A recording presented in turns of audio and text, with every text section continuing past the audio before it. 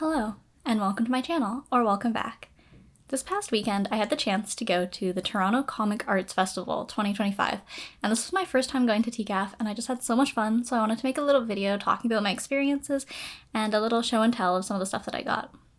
So the first thing I wanted to start off with was a comic that I made, and this is a collaboration between Still Zine and TCAF, and I've contributed to Still Zine a few times. It's such an awesome publication with some of the greatest artists in the city, so I was very excited for this, and it's just a diary comic. So it's a diary comic on my experiences at TCAF. So it starts off with the various days where I'm slowly losing steam, and by the end I'm kind of very much burnt out, and then just some of my experiences talking to different artists and some of my takeaways from it.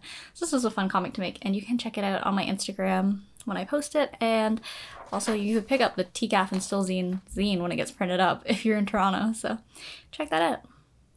So TCAF is 2 days long for the festival, where you can go visit vendors and listen to panels and artist talks.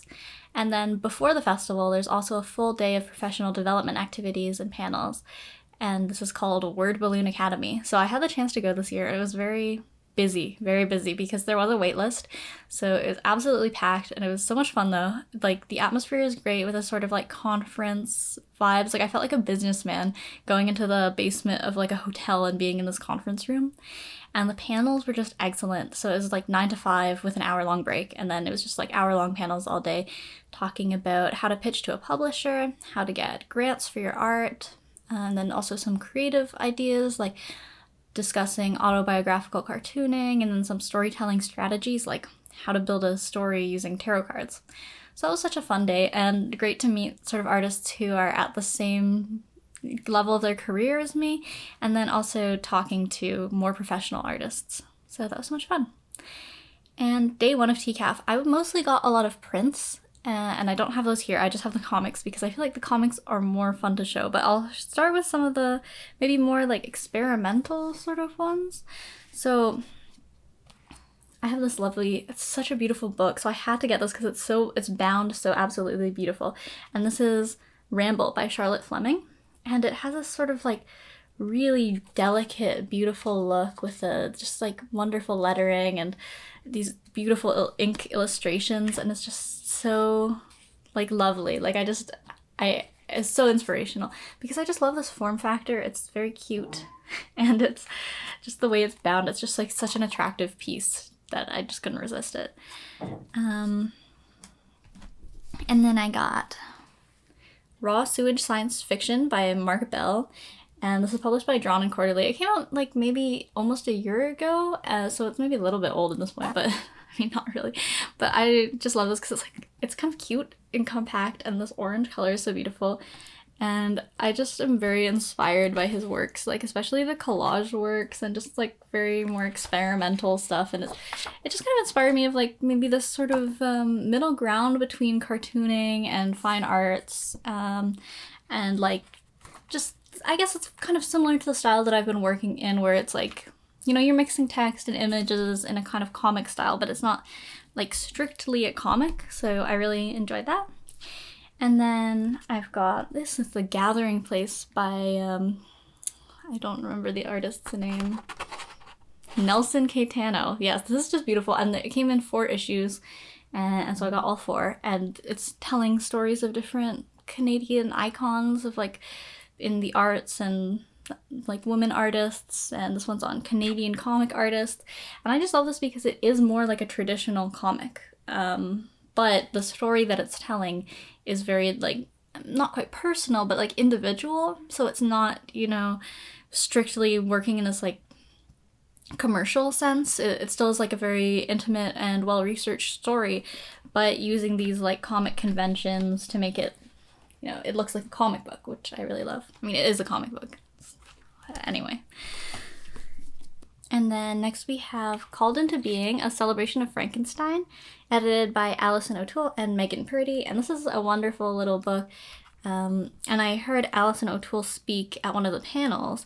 And believe they are the owner of this Balustrade Press, this emerging publishing company. So that is like a very exciting, like I love small press. So that was like very inspiring to me. So, and then I decided to pick this up at the table, and It's like a blend of essays, really beautiful, like personal essays on Frankenstein, as well as some comics that are about it. And it's just, I mean, obviously it's a wonderful like homage to Frankenstein, but it's also like such a wonderful way of bringing together so many artists. And like there's like so many artists featured, so many writers, and it's just kind of wonderful because it's like a great little book. And I love an anthology, and I love small press, so I'm very happy with this. And I got a lot of books as well. I have way more graphic novel style books, but time is short, so I just wanted to showcase a few. So I got this lovely, lovely book, Love Languages by James Alban. Oh my gosh, like this is just so beautiful. It's these wonderful watercolor illustrations, like oh my goodness, just beautiful lush colors, and this watercolor texture is just so lovely, and a lot of these full page spreads that really break up the dialogue so nicely. And what's really great about this is that it is multilingual, so it features French and Cantonese, and just the way that it's done, of like where the characters are speaking French and Cantonese, and then you have the little translations. I just like technically that sort of stylistic quirk is just really interesting to me. And then also when he signed it, oh my gosh, he did illustration of the character Ping from it. Oh my gosh, I don't know if you can see, but that's one of the best things to TCAF, was just like having artists sign their book and they do a little illustration, and it's just so crazy to watch because it's like, wow, you're going so fast. It's so impressive. And this was just a very inspirational book to me. I got to hear him talk, and he spoke a lot about sort of the inspirations behind the book, about his experiences traveling and being in a relationship where you speak several languages. And I was curious about like where he started with the book, like what was the first idea, because I was like, how do you know when you have a book? And so he said, because I was like, maybe it's the characters, but he said he started with the idea of wanting to make a book about language and how we communicate and different languages. And so he tried it out with actually a variety of different characters and sort of going through these scenarios. And he said a big part of his working process was to go on walks and sort of run the scenario through his head. And then over time, it was these two characters that really stuck out to him, and they just kind of came to life in his mind. And then another technique that he used was putting up sticky notes and sort of rearranging them with all the different scenes. And something that he spoke about was that the book is very, very planned out beforehand. And so then when he gets to the actual illustration of doing the drawings, the actual watercolor part goes quite quickly because it's so thoroughly thumbnailed and choreographed. So that was quite inspiring to me. So now I'm going to talk a little bit more about the creative and professional takeaways that I got from my experience at the festival. So as I mentioned with James Alban's Love Languages, where he used a very highly structured way of creating the story, I also got to see the artist Kate Beaton talk, and she was speaking about her graphic memoir, Ducks, which is really an incredible book. You should definitely check it out. And so she talked a little bit about how she structured the story, and it started with these memories that were running through her head of this period of time in her life. And as these memories kind of looped, they kind of became more vivid scenes.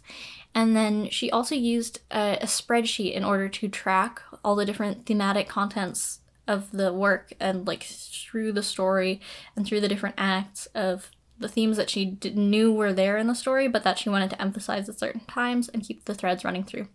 Because that is the tricky balance in comics, is you're trying to make something that is really appealing to the reader, but also maintaining the integrity of your story and the truth to your story, especially if you're talking about an autobiographical comics.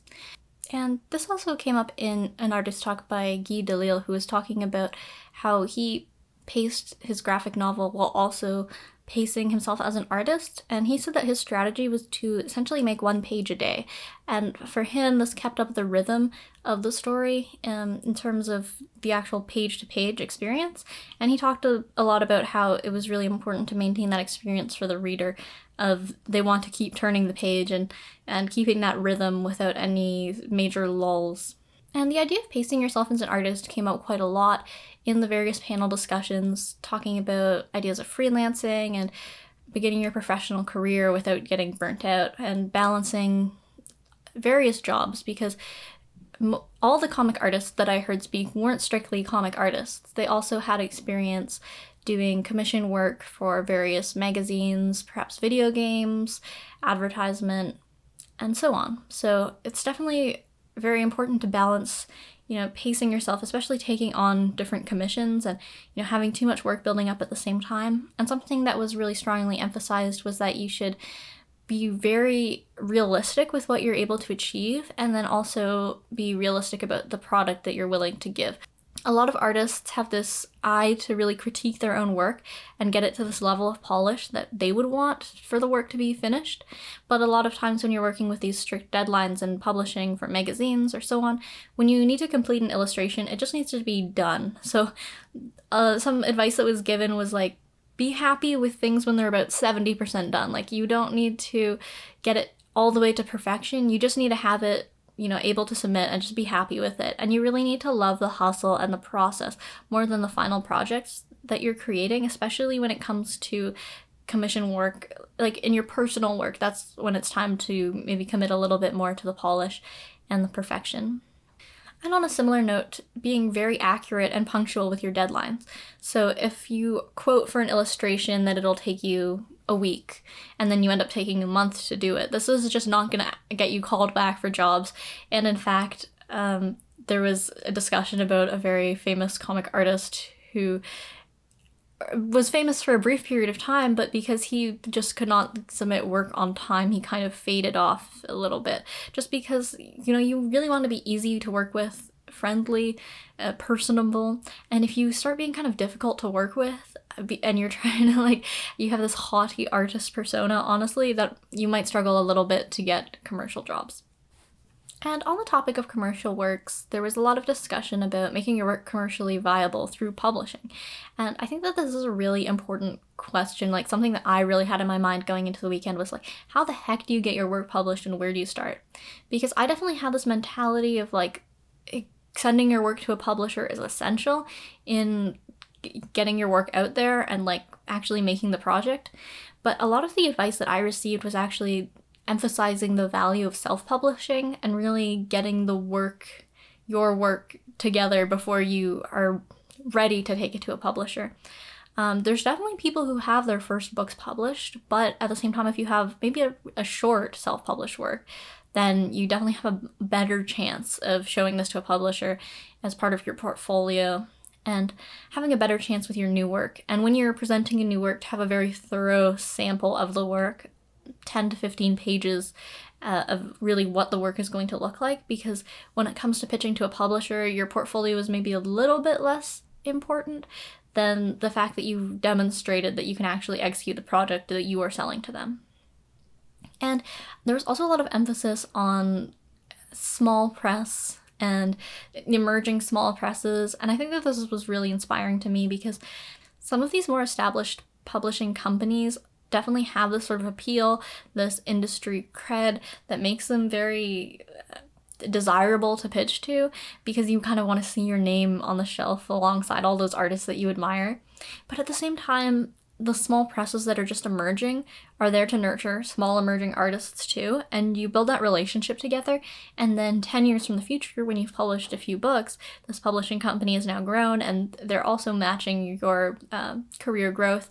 And it's really about building this relationship between the publisher and the artist, where you have this great working relationship where you don't feel like you have to compromise too much on the work that you're creating. So definitely a lot of emphasis on not just pitching to these huge kind of Goliath publishers, but really considering where you are in your career and maybe pitching to publishers that fit a little bit more with what the work you're trying to create is.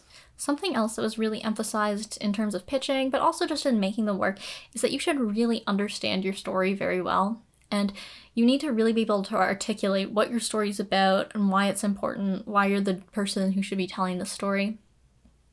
Because if you go to a publisher and try to pitch and you don't have a very good sense of it, they just won't be able to make heads or tails of what you're trying to get across, and it just doesn't make your project very appealing. And even if you're not directly pitching to a publisher and you're just sort of making the work on your own with the intention to self-publish or maybe get it published down the line, it's really important to know what your story is starting out, because otherwise you might start on the work, but you're kind of not really having that same sense of direction than if you'd really planned it out well beforehand. And then in the case that you do happen to make a relationship with a publisher, you may end up having to rewrite significant portions of the story just because if you really weren't well directed when you were creating it. And yeah, so it's just make sure you have a very good sense before you start in order to avoid any of those potential problems. You should also really know who you are as an artist and what your unique skill set is, because this really helps you sell yourself to a publisher or with commercial jobs and freelancing, just because everyone does have this really unique skill set, and that is what makes you desirable to hire above any other person. So if you're really going into a job with a sort of portfolio of like what is trendy in a portfolio, or like looking online and copying other people, it's just not going to be that appealing versus someone who really knows what they're good at and they can really sell those certain skills.